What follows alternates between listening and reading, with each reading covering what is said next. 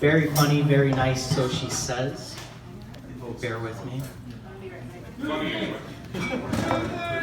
Shut the fuck up. A lot of craziness in the news, right? Terrorist attacks, crazy things happening. There's actually a pharmaceutical truck that got robbed the other day. I was watching the news about it. A little crazy. It was a Pfizer truck. Turns out it was just filled with Viagra, and now the cops are looking for a gang of hardened criminals. Started doing security a couple of years ago. I work at a banquet hall in Streamwood. It's the Seville banquet hall, which is weird, kind of like an oxymoron. I'm like the least threatening person you could possibly imagine. Towards the end of the nights when all the parties are finishing off, all the kids get together, ranging like 17 to like 20, so young. They have a good time, they joke around. This one kid raps and everybody's just all about it. He literally looks like Ron Howard. He's like 90 pounds, ginger, freckled. Everybody's like, oh, he's so great. All right, fair enough. Bring him on, I'll listen in. He's going good for like a good 20, 30 seconds. Then he gets to this line where he's like, slap my wrist across this bitch's lips. I didn't know what the fuck he was talking about. I stopped, I looked at the other valets. They're a bit older, like 27 and up. So I look at them like, what does that mean? Slap my wrist across this bitch's lips. I had to Google it. I was so out of focus with it. I didn't know what the hell he was talking about. Googled, nothing came up, but everybody's still swarming around like it was the hottest fucking line they've ever heard. It was like, oh my god, oh my god. Looked at the other valets, was like, what the fuck does that mean? I had no idea. But they were going for it, they loved it, and now it's still like floating around, and now it's just a thing I make fun of them for. Just imagine Happy Days just rapping. Fantastic. I'm gonna skip one joke. It's really insensitive. It's like a Kevin Spacey thing. He like sexually molested children. It's like weird. Part of life's illogical moments, like seeing a 90-pound ginger kid rapping, something you never thought you'd see. Illogical moment number one happened to me yesterday. I was actually at Starbucks, got a coffee, ordered, everything's going fine. He asked, would you like a tall, grande, venti? I was like, okay, grande, no problem. Caramel macchiato hot, thank you. Oh, and your name? Angel. Andrew? Sure. It's fine, that works. How would you come down? Worked fine for me, at least. So I went with it, and that's what they called me throughout the day. I was actually setting up this skit yesterday. That's what they were calling me periodically throughout the day. Oh, how's everything going? How's the writing? I go to this one all the time. They always mess up my name. I've gotten Michael, don't know how you get that out of Angel. Andy, which is a little closer, but Sir Andrew, Lord of the Coffee Bean. I'm going for it. It's a little weird at Starbucks. There's a lot of pressure. Like, you don't know, do you want to correct them? Do you feel rude? Are you going to sit in for a little bit? And you just look like an asshole that's sitting in Starbucks for like 3 hours, and I'm like, I don't like that fucking guy. Little fat lesbian over there, I don't like him. Most illogical thing about Starbucks, they don't have gendered bathrooms. Go to take a leak, have no idea which one I'm going into. Both of them have a urinal and an actual toilet and like a baby changing station. There needs to be like some clarity there. I'm not gonna go to the bathroom to like take a shit and have some woman come up behind me with like her kid and like, oh my god, shitty diaper, it smells awful in here. Not okay. Starbucks needs to get their shit together there. I don't want to like do that one, but I want to. All right, now I'm gonna segue. Blind dates, another illogical moment. One-on-one a little while back, she asked me, what color do I feel like today?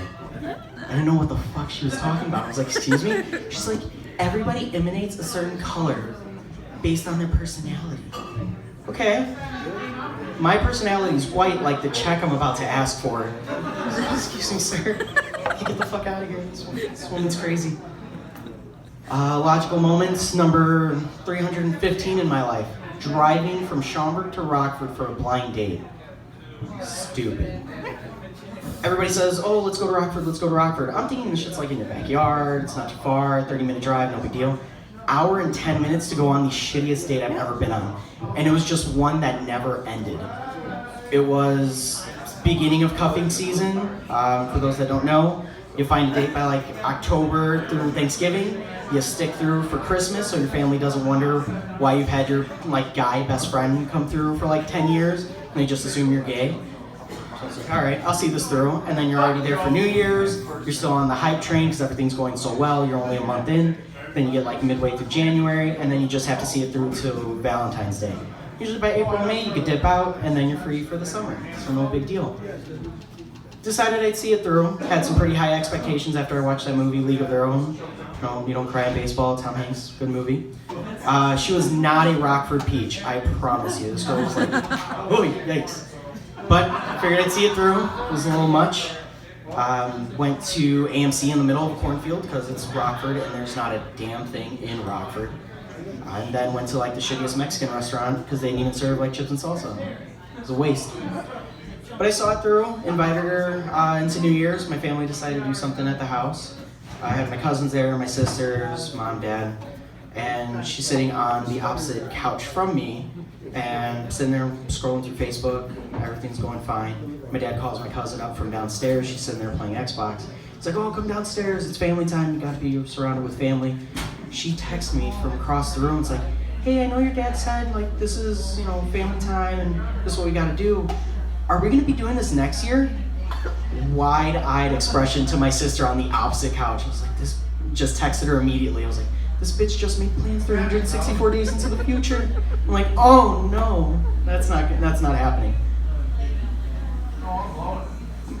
Ball drop, everything goes good. A couple hours later, had to sleep.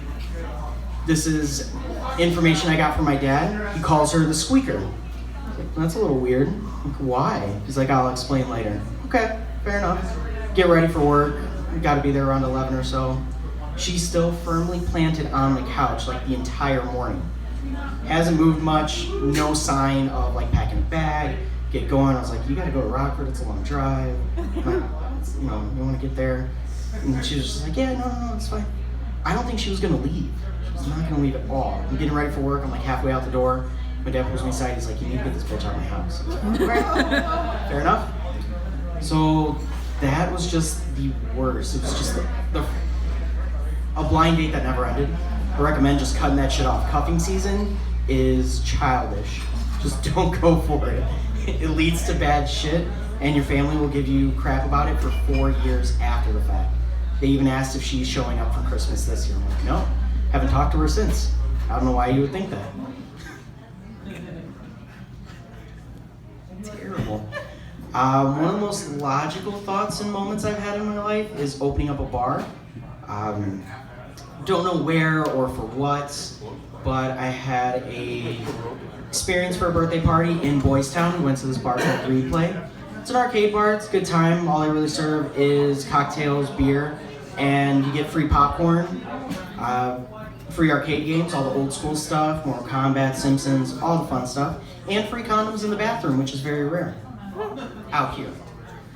And you're guaranteed to get hit on. I am now known in Boys Town as Baked Chicken. I didn't understand it. This Asian opera singer, just pretty great singer, comes up to me, I'm having drinks in the crowd, friends are intermingling, everybody's having a good time. About an hour into it, he's like, you're not gay, are you? I was like, no. I could see why you would think so. I was like, oh, that's fine, it's fine. He's like, you would have been a great piece of baked chicken. Excuse me? Like, oh, he's like, oh, honey, you don't know? I was like, no. He's like, you see this little twink over here? I was like, all right. It's this guy, he's got like cut off shorts, tank top with like some boating shoes. Just looks awful. He's like, that's a chicken wing. Not everybody likes chicken wings. Gives me the up and down. He's like, but everybody likes baked chicken. I was like, okay. He just like grabs my side. He's like, I'll see you later. Wish you wouldn't. All right, that's fair. Finished up drinks. Went, got some like the best steak tacos ever. And then everybody wanted to go dancing. It's a birthday party. I'm like, all right, cool. I'm not going to cut out the fun early. It's still like 2 in the morning. Other clubs open till like 4-ish. Go to this place, all blacked out windows, blacked out door. Not really sure what to expect out of a gay nightclub. It's first time there. It looks like a music video when you go inside. The walls are all white. dance floor is white, everybody's having a good time. I'm like, okay, cool, this isn't so bad. Started up with dancing, everybody wants drinks. I was like, okay, cool. Make my way towards the bar, just standing at the bar, trying to get the bartender's attention, turn toward the dance floor.